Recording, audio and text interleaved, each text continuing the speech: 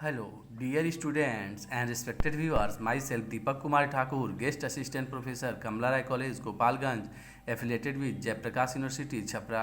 प्रिय विद्यार्थियों, आज हम लोग बीए पार्ट 2 हिस्ट्री ऑनर्स के लिए जो एक महत्वपूर्ण प्रकरण दिल्ली सल्तनत से संबंधित चर्चा को प्रारंभ किए हैं उसी को आगे बढ़ाएंगे। और आज हम लोग दिल्ली सल्तनत का 14वां भाग देखेंगे। इसमें हम लोग 12वीं शताब्दी से लेकर और 16वीं शताब्दी के प्रारंभिक के कुछ दशकों तक का इतिहास में पढ़ना है, अर्थात कि इब्राहिम लोदी के पतन और मुग़ल साम्राज्य की स्थापना, जो बाबर ने मुग़ल साम्राज्य की स्थापना की, उस वहाँ तक का इतिहास का राजनीतिक इतिहास हम लोगों को पढ़ना है।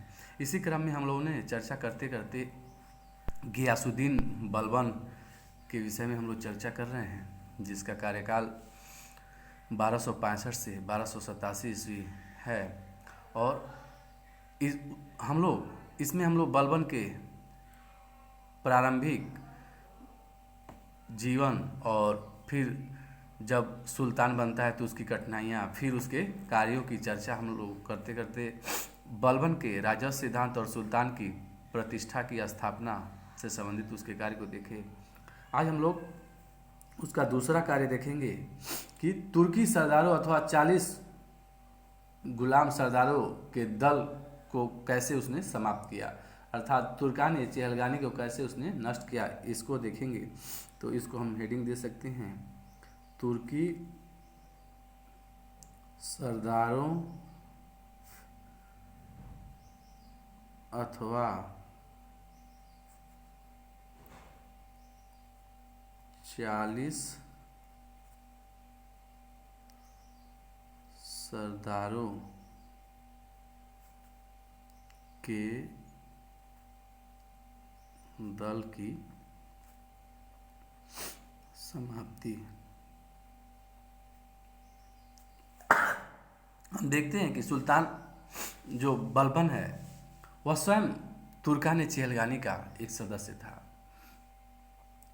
और सदस्य होने के नाते उसने सुल्तानों और सरदारों के बीच हुए संघर्ष में स्वयं सक्रिय भाग लिया था तथा इसी कारण वह सुल्तान के पद पर पहुंचा था। इस कारण वह भली भांति जानता था कि सुल्तान की प्रतिष्ठा और उसके वंश की सुरक्षा तब तक संभव नहीं है जब तक कि वह सरदारों के उस गुट को समाप्त नहीं कर देता। सुल्तान नासिरुद्दीन के समय में जब उसने नायब के रूप में कार्य किया, तभी से उसने इस जो 40 सरदारों के गुट अर्थात तुर्काने चेहलगानी, जिसको हम लोग वैसे तो पहले भी लिख चुके हैं,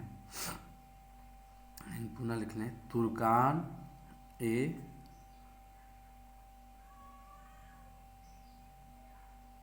चेहलगानी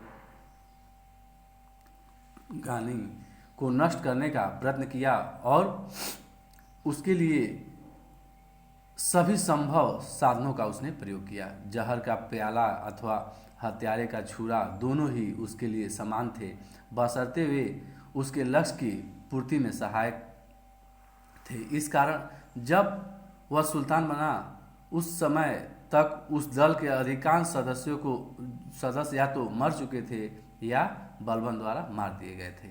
जो कुछ सरदार शेष रह गए थे उन्हें उसने सुल्तान बनने के पश्चात समाप्त कर दिया, उनके प्रभाव को नष्ट कर दिया। बदायूं के इक़्तिदार या सूबेदार कहें मलिक बकबक को जनसाधारण के सम्मुख उसने कोड़ों से पीटा, क्योंकि उसने एक दास को कोड़ों से पीट कर मार दिया था। इसी प्रकार अवध के इक़्तिदार हैबात खां को अपने एक दास की हत्या कर देने के अपराध में 500 कोड़े लगाए जाने की सजा दी। उसने मृत व्यक्ति की विधवा को बहुत सा धन देकर मुक्ति तो पाई, परंतु वह इतना अधिक लज्जित हुआ कि मृत्युपरंत अपने निवास स्थान से बाहर नहीं निकला। प्रोफेसर हबीबुल्लाह ने बलबन के न्याय की प्रशंसा की है और निसंदेह बलबन जनसाधारण के प्रति न्यायपूर्ण था, परंतु प्रभावशाली सरदारों के प्रति इस प्रकार के व्यवहार का कारण तो उनके प्रभाव और सम्मान को नष्ट करना ही था, इससे अधिक कुछ नहीं था। अर्थात वह न्यायप्रियता के आड़ में भी सरदारों को नष्ट करना ही उसका प्रमुख लक्ष्य रहा। बलबन अपने और अपने वंश के अधिकार की सुरक्षा और सम्मान की वृद्धि के लिए किसी भी तरीके को अपनाने में हिचकता नहीं था। इसी कारण जब वह अवध का इक़्तिदार अमीन खां बंगाल के आक्रमण में तुगरिल बेग द्वारा विफल होकर वापस लौटा तो बलबन ने उसे मृत्यु देकर अयोध्या के फाटक पर लटकवा दिया। इसके अतिरिक्त बलबन ने अपने चचेरे भाई शेर खां पर संदेह करके उसे जहर देकर मरवा दिया। शेर खां की मृत्यु से बलबन का सबसे शक्तिशाली और संभावित विरोधी सरदार समाप्त हो गया। इस प्रकार बलबन ने सभी महत्वपूर्ण तुर्की सरदारों को समाप्त कर दिया और 40 सरदारों का गुट नष्ट हो गया। उन सरदारों के स्थान पर छोटे सरदारों की पदोन्नति की गई जो बलबन के प्रति वफादार थे और जो कभी भी उसके साथ समानता का दावा नहीं कर सकते थे। 40 सरदारों के गुट को नष्ट करके बलबन ने सुल्तान की प्रतिष्ठा और आतंक को स्थापित करने में सफलता प्राप्त की। परंतु जिस प्रकार उसने उनको नष्ट किया उससे भारत में तुर्क नस्ल का हम देखते हैं कि अभाव सा हो गया, पराभाव हो गया। बाद के समय में तुर्क नस्ल ने अपनी शक्ति और योग्यता दोनों को खो दिया, जैसा कि हम आगे के समय में देखते हैं। इसी को लेकर प्रोफेसर खलीक अहमद निजामी ने बलबन को भारत में तुर्क शक्ति के पतन के लिए दोषी बताया है। उन्होंने लिखा है कि अपने व्यक्तिगत और सामाजिक हितों की सुरक्षा के लिए उसने तुर्की शासक वर्ग के हितों को पूर्णतया भुला दिया। उसने तुर्की सरदारों की प्रतिभा को इतनी क्रूरता से नष्ट किया कि जब सिंहासन के लिए खलजी उनके प्रतिद्वंदी बनकर आए तो वे पूर्णतया असहाय और पराजित कर दिए गए। भारत में तुर्की शक्ति के पतन में बलबन के उत्तरदायित्व से इनकार नहीं किया जा सकता, जैसे खलीक अहमद निजामी ने लिखा है। इस प्रकार हम देखते हैं कि तुर्की सरदारों या 40 सरदारों के दल को बलबन ने समाप्त किया। यह भी उसका एक महत्वपूर्ण कार्य था। दूसरा एक महत्वपूर्ण कार्य हम देखें तो विद्रोहों का दमन और शांति व्यवस्था। तीसरा हम देखें तो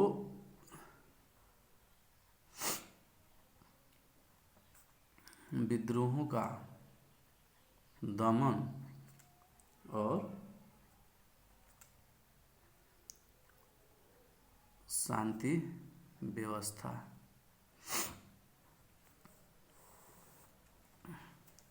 बलबन की एक मुख्य समस्या हिंदू विद्रोहियों का दमन था। दोआब, बदायूं, अमरोहा, कटेहर आदि स्थानों पर ही विद्रोह नहीं होता था, अपितु दिल्ली के नागरिक जीवन भी असुरक्षित अपने आप को असुरक्षित महसूस कर रहे थे। विद्रोही और लुटेरे राजमार्गों पर आक्रमण करते थे, व्यापारियों को लूटते थे और लगान अधिकारी को पीट कर भगा दिया करते थे। राज्य की शांति और सम्मान की सुरक्षा के लिए इन विद्रोहियों को समाप्त करना अत्यंत आवश्यक हो गया। सिंहासन पर बैठते ही बलबन ने सर्वप्रथम दिल्ली की सुरक्षा का प्रबंध किया, जहां मेओ अर्थात मेवातियों ने आतंक फैला रखा था। दिल्ली के आसपास के जंगल काटकर साफ कर दिए गए। चारों दिशाओं में 4 किलों का निर्माण करके वहां अफगान सैनिकों की नियुक्ति की गई तथा लुटेरों एवं विद्रोहियों पर निरंतर आक्रमण किए गए। एक ही वर्ष में दिल्ली को इन लुटेरों को आतंक से मुक्त कर दिया गया। दूसरे वर्ष बलबन ने दोआब और अवध के विद्रोहों को दबाया। संपूर्ण विद्रोही प्रदेश को सैनिक क्षेत्रों में बांट दिया गया। मुख्य स्थानों पर सैनिक चौकियां बनाई गई, जंगल साफ किए गए, विभिन्न स्थानों पर सैनिक टुकड़ियां नियुक्त की गई और घूम घूम कर विद्रोहियों का दमन किया गया। उसके पश्चात सुल्तान कटिहार गया और कटिहार में बलबन ने नृशंसता का व्यवहार किया, अर्थात क्रूरतापूर्वक उसने वहाँ नरसंहार का कार्य किया। गांव के गांव जला दिए गए और सभी पुरुषों का वध कर देने के आदेश दिए गए। सुल्तान की आतंक की यह नीति सफल रही और उसने प्रारंभिक वर्षों में ही अपने राज्य की सीमाओं के अंतर्गत शांति की स्थापना करने में सफलता प्राप्त की। साथ ही सुल्तान ने जंगलों को साफ करके, सड़कों का निर्माण करके और उनकी सुरक्षा की व्यवस्था करने की नीति अपनाई, जो उसकी सफलता का एक कारण बन गई। इस प्रकार उसने हम देखते हैं कि दिल्ली और उसके आसपास और उसके जो साम्राज्य के क्षेत्र थे वहाँ शांति व्यवस्था उसने स्थापित कर दी। शांति व्यवस्था अगर स्थापित किया जाए, इसके लिए सर्वप्रथम हम देखते हैं कि मध्यकाल में सैनिकों का बहुत ही महत्वपूर्ण योगदान माना जा सकता है। तो बलबन का एक मुख्य कार्य सेना का संगठन भी रहा। सेना का संगठन, सेना का संगठन मध्य युग में एक बड़ी और कुशल सेना के अभाव में सुल्तान की शक्ति और प्रतिष्ठा की सुरक्षा संभव ही नहीं थी। मंगोल आक्रमणों से सुरक्षा तथा आंतरिक विद्रोह को दबाने के लिए बलबन की सेना का पुनर्गठन करना एक आवश्यक कदम रहा। बलबन की निरंकुशता का आधार उसकी सेना की शक्ति ही हो सकती थी। इस कारण बलबन ने विशाल सेना को एक विशाल और कुशल बनाने का प्रयत्न किया। बलबन ने अपनी सेना की संख्या में वृद्धि की तथा हजारों अनुभवी एवं वफादार सैनिक अधिकारियों की नियुक्ति की। उसने सैनिकों के वेतन की वृद्धि की, उनके प्रशिक्षण पर बल देता था। स्वयं चाहे जो भी मौसम हो, प्रत्येक दिन 1000 घुड़सवारों और 1000 पैदल सैनिकों को लेकर शिकार के बहाने रेवाड़ी तक जाता था और रात्रि हो जाने के पश्चात वापस आता था। उसने अपना सेना मंत्री अर्थात दीवाने अर्ज, एक सैन्य मंत्री उसने नियुक्त किया। दीवाने अर्ज मतलब विभाग, अगर पूछा जाए कि दीवाने अर्ज विभाग की स्थापना किसने करवाई, तो दीवान ने अर्ज, इसको ऐसे भी लिखा जा सकता है, दीवान ए अर्ज। यह सैन्य मंत्री था, दीवाने अर्ज सैन्य मंत्री था। इसकी नियुक्ति उसने की और इस जगह पे उसने इमाद उल मुल्क को दीवाने अर्ज नियुक्त किया। यह सैन्य विभाग था दीवाने अर्ज, जिसकी स्थापना बलबन ने की और यहाँ पे उसने इमाद उल मुल्क व्यक्ति को दीवाने अर्ज नियुक्त किया। इस प्रकार उसने एक सेना विभाग बनाई और वहाँ नियुक्ति करके हम देखते हैं कि एक उचित प्रबंधन करने का, सेनाओं के उचित प्रबंधन का व्यवस्था किया। उस बलबन ने सेना को आर्थिक नियंत्रण से मुक्त रखा और जिससे उसे धन की कमी न हो, इसकी पूरी व्यवस्था की। बलबन की सेना की अच्छी व्यवस्था का बहुत श्रेय हम देखते हैं कि इमाद उल मुल्क को ही जाता है। इसके अतिरिक्त बलबन कभी भी आवश्यक सैनिक कार्रवाइयाँ नहीं करता था। प्रत्येक सैनिक आक्रमण की योजना स्वयं बनाता था, अनावश्यक सैनिक कार्रवाइयाँ वह नहीं करता था। बलबन कभी भी अनावश्यक सैनिक कार्रवाइयों में भाग नहीं लिया। प्रत्येक सैनिक आक्रमण की योजना वह स्वयं बनाता था, उसे अंतिम दिन तक गुप्त रखता था और सैनिकों को आज्ञा दी जाती थी कि वे निर्धनों और दुर्बलों को न सताएं। बलबन ने उन सभी जागीरों की जांच कराई जो विभिन्न व्यक्तियों को सैनिक सेवा के बदले शासकों द्वारा दी गई थी। उनमें अनेक व्यक्ति ऐसे भी थे जो जागीर प्राप्त करके उनके बदले में राज्य की कोई सेवा नहीं कर रहे थे। अनेक वृद्ध पुरुष, बच्चे अथवा विधवा स्त्रियां भी ऐसी जागीरों की मालिक थीं। ऐसे सभी व्यक्तियों की जागीरें छीन लेने का आदेश दे दिए गए और जो व्यक्ति राजा की सेवा के योग्य थे अथवा सेवा कर रहे थे, उनकी जागीरों से आय एकत्र करने का अधिकार सरकारी कर्मचारियों को दे दिया गया और जागीरदारों को नगद धन देने के आदेश दिए गए। परंतु बलबन को अपने इन आदेशों में थोड़ा परिवर्तन करना पड़ा। अनेक वृद्ध पुरुष और विधवा स्त्रियां सुल्तान के मित्र कोतवाल फखरुद्दीन की शरण में पहुंचे थे और उन्होंने सुल्तान से सिफारिश करने की प्रार्थना की कि इसने कुछ रियायत दिया जाए। तो वृद्ध कोतवाल के कहने से बलबन ने ऐसे असहाय व्यक्तियों को उनकी जागीरें वापस देने की आज्ञा दी थी। इस कारण बलबन की सुधार योजना में हम देखते हैं कि थोड़ा सा कहीं ना कहीं एक दुर्बलता का जो समावेश है वह दिखाती है। दुर्बलता का पुट हम उसके इसमें देखते हैं कि उसे अपने इस निर्णय को बदलना पड़ा। हालांकि संभव था कि जिस वर्ग के लोग सुल्तान की सहायता करते थे, अगर वे वृद्ध और बुजुर्ग हो जाए तो उनकी देख रेख का कार्य सुल्तान या जो राज्य है उसको करना चाहिए। अगर आधुनिक जो लोकतांत्रिक परंपरा है उसके अनुसार हम सोचें तो। इसके अतिरिक्त हम देखते हैं कि सेना का केंद्रीकरण किया गया, लेकिन हम देख रहे हैं कि जो केंद्रीकरण का हमें कोई विशेष प्रमाण प्राप्त नहीं होता है। सैनिकों को नगद वेतन दिया जाता था, ऐसी भी कोई बहुत स्पष्ट व्यवस्था नहीं थी। मध्ययुगीन अगर तथ्यों का हम विश्लेषण करें तो पाते हैं सैनिकों को वेतन के स्थान पर पहले की तरह ही भूमि प्राप्त होती रही होगी। इक़्तिदारों सरदारों को अपनी सेना की व्यवस्था करने का स्वयं अधिकार रहा। इस कारण सेना के संगठन में दोष रहे, परंतु फिर भी बलबन के समय में सेना की शक्ति में वृद्धि हुई और बलबन सैनिकों की भर्ती करता था, उनके रसद, उनके प्रशिक्षण, हाँ, उनके शस्त्र इत्यादि की स्वयं व्यवस्था करता था। और एक गाइडलाइन भी बना दिया था कि जब भी आप आक्रमण या शिकार पे निकलें या युद्धाभ्यास पे निकलें तो जन सामान्य के खेतों की सुरक्षा का ध्यान रखा जाएगा। और जन सामान्य के खेतों के का अगर कोई नुकसान पहुंचाता था तो उसको हर्जाना इत्यादि की भी व्यवस्था थी। इस प्रकार हम देखते हैं कि सैनिकों के वेतन भत्ते, शिक्षण, प्रशिक्षण इत्यादि की व्यवस्था सुल्तान बलबन स्वयं देखता था। और एक दीवाने आरिज नामक सैन्य विभाग की स्थापना करके एक केंद्रीय सेना बनाने का निर्णय लिया। लेकिन हम देखते हैं कि प्रांतीय सैनिकों का भी बोलबाला रहा होगा, और जो सेना से संबंधित उसके सुधार थे वो इस तरह नहीं थे जैसा कि हम आधुनिक काल में देखते हैं कि केंद्रीकरण के तत्व आजकल देखने को मिलते हैं। तो उस समय ऐसी कल्पना नहीं की जा सकती, लेकिन फिर भी सैन्य व्यवस्था को बलबन ने शुरू किया और एक सक्षम सेना का निर्माण करने का प्रबंधन उसने किया। फिर अगर हम देखें कि शासन व्यवस्था अच्छा चले, इसके लिए कुछ और कार्य किए जा सकते हैं। उसमें हम देख सकते हैं कि शासन और गुप्तचर विभाग का संगठन, जो बलबन ने इस विभाग को बनाया, इसको देखते हैं। शासन और गुप्तचर विभाग का संगठन।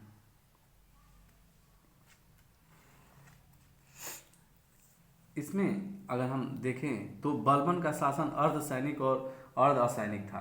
उसके सभी पदाधिकारियों से सैनिक और प्रशासकीय दोनों ही प्रकार की सेवाओं की आशा की जाती थी। बलबन ने शासन का नियंत्रण पूर्णतः अपने हाथों में रखा। उसके समय में अन्य पदाधिकारियों का ही नहीं बल्कि वजीर के पद का भी महत्व घट गया और नायब जैसे कोई अधिकार ही नहीं रह गए। बलबन प्रत्येक अधिकारी की नियुक्ति की स्वयं देखभाल करता था। उसके शासन की एक विशेषता यह भी थी कि वह केवल उच्च वंश के व्यक्तियों को ही अधिकारियों के पद पर नियुक्त करता था। निम्न वंश के व्यक्तियों से उसे घृणा थी। अमरोहा के एक भारतीय मुसलमान को एक सामान्य अधिकारी का पद देने से भी वह असंतुष्ट था। उसने कहा था कि जब मैं किसी निम्न परिवार के व्यक्ति को देखता हूँ तो मेरे शरीर की शिराएं क्रोध से उत्तेजित हो जाती हैं। ऐसा वर्णन हम देखते हैं जो समकालीन इतिहासकार हैं। सिंहासन पर बैठने के पश्चात उसने अपने पदाधिकारियों की वंशावली की जांच कराई। उसने पाया कि उसके कई उच्च अधिकारी ऐसे थे जो हिंदू से मुसलमान बने थे। उसने ऐसे सभी पदाधिकारियों को उनके पद से हटा दिया।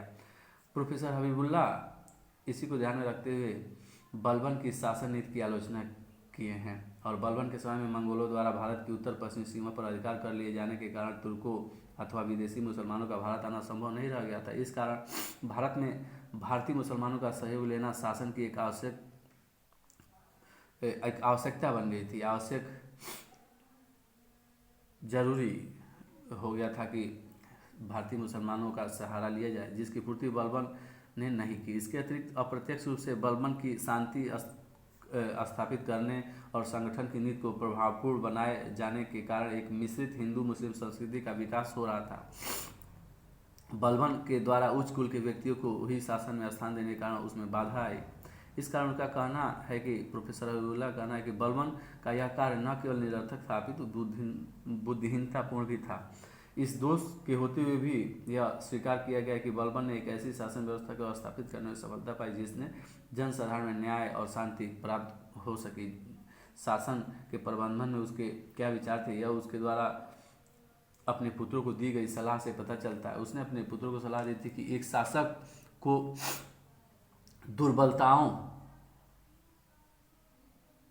दुर्बलों को शक्तिशाली से बचाना था।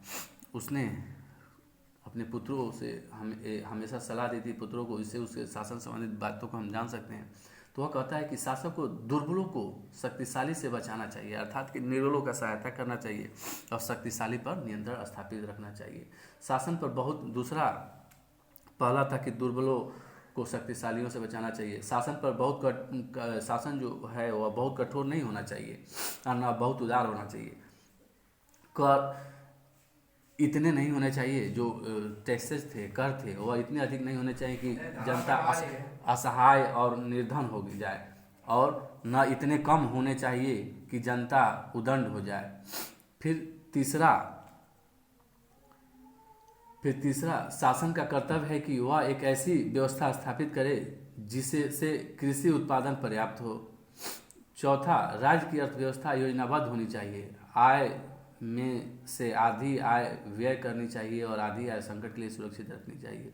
अर्थात संकट के लिए जो धन थे, जो राज्य की आय थे, उसको व्यवस्थित करना चाहिए। फिर राज्यों के आदेशों जो राज्य के आदेशों का पालन होना चाहिए, उनके निर्णयों को जल्दी जो राज्य के निर्णय हैं उसमें जल्दी परिवर्तन नहीं होने चाहिए। शासक को व्यापारियों को समृद्ध और संतुष्ट बनाए रखने के प्रयत्न करने चाहिए। सैनिकों को ठीक समय पर वेतन मिलना चाहिए तथा शासक को ऐसा प्रबंधन करना चाहिए जिससे सेना संतुष्ट और प्रसन्न रहे। इस प्रकार हम देखते हैं कि वो जो बलबन का अपने बच्चों के लिए जो सलाह था, अपने जो पुत्रों के लिए, तो वह स्पष्ट करता है कि दुर्बलों की सुरक्षा हो शक्तिशालियों से। शासन न तो बहुत कठोर हो न बहुत उदार हो। कर व्यवस्था ऐसी न हो कि इतना अधिक न हो कि निर्धन दे ही न पाए और इतना कम भी न हो कि जनता उदंड बन जाए। फिर वह कहता है कि शासक का कर्तव्य है कि कृषि उत्पादन पर्याप्त हो, इसकी व्यवस्था करे। फिर वह कहता है कि अर्थव्यवस्था योजनाबद्ध होनी चाहिए और आय व्यय का लेखा जोखा रखते हुए जो संकट के समय है हमें कुछ अपने धन सुरक्षित रखने चाहिए। फिर राजकीय आदेशों का पालन करना चाहिए और राजकीय आदेशों में जल्दी परिवर्तन नहीं करने चाहिए। और फिर वह कहता है कि व्यापारियों के समृद्धि और संतुष्ट बनाए रखने के प्रयत्न होने चाहिए। सैनिकों को ठीक समय पर वेतन मिलना चाहिए और शासक को अपने सेना का प्रबंधन करते हुए उन्हें भी संतुष्ट रखने का प्रयत्न करना चाहिए। इस प्रकार उसके जो विचार थे वह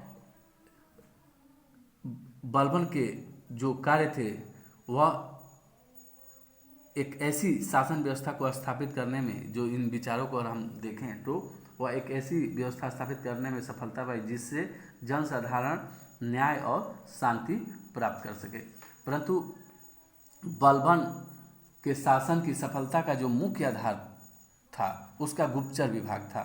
बलबन ने अपने पुत्रों, इक़्तेदारों, सैनिक अधिकारियों, प्रशासकीय अधिकारियों आदि सभी के साथ अपने गुप्तचर अर्थात बरीद को नियुक्त कर दिया था। प्रत्येक इक्ता तथा सूबा और जनसाधारण में भी उसके गुप्तचर रहा करते थे। बलबन स्वयं उनकी नियुक्ति करता था और उन पर पर्याप्त धन व्यय करता था। उनसे आशा की जाती थी कि वे प्रत्येक महत्वपूर्ण सूचना को प्रतिदिन सुल्तान के पास भेजेंगे। यदि उनमें से कोई अपने कर्तव्य की पूर्ति में असफल हो जाता था तो उसे कठोर दंड देने की व्यवस्था थी। यदि उनमें से कोई अपने जो जैसे कुछ उदाहरण हम देखते हैं कि बदायूं के संवाददाता को जिसने मलिक बकबक के संबंध में सुल्तान को उचित समाचार नहीं भेजा था, नगर के फाटक पर लटकवा दिया गया था। गुप्तचर सुल्तान से सीधा संपर्क स्थापित करते थे, यद्यपि उनमें से कोई भी दरबार में खुले तौर पर सुल्तान के निकट नहीं जाता था। इस प्रकार बलबन ने एक सुव्यवस्थित और अच्छा गुप्तचर विभाग को संगठित करने में सफलता पाई थी और इस प्रकार वह अपने जो राज्य के सभी अधिकारियों, कर्मचारियों और सूबे की सूचना को स्वयं प्राप्त करता था और उस पर उचित कार्रवाई करता था। इस तरह हम देख सकते हैं कि बहुत सारे जो शासन और गुप्तचर संबंधित सुल्तान बलबन के कार्य थे वह बहुत ही उत्तम थे, जिससे हम देखते हैं कि वह अपने जो आंतरिक व्यवस्थाओं को, आंतरिक प्रशासन को सब करने में सफल रहा था, आंतरिक प्रशासन को सुदृढ़ करने में सफल रहा था। और इसी के साथ हम चर्चा को समाप्त करेंगे और जो उसके कुछ महत्वपूर्ण कार्य बचे हुए हैं उसको हम लोग नेक्स्ट लेक्चर में देख लेंगे। और आप लोग जो बलबन के कार्य से संबंधित जो चर्चाएं जब पूरी हो जाएंगी तो एक नोट्स लिखिएगा कि बलबन के सुल्तान बलबन के कार्यों का और या उपलब्धियों का परीक्षण करिए या आलोचनात्मक परीक्षण करिए, तो आप उसको लिख के हमें व्हाट्सएप पे भेजेंगे। और इसी के साथ चर्चा को समाप्त करते हैं। जय हिंद, जय भारत, धन्यवाद।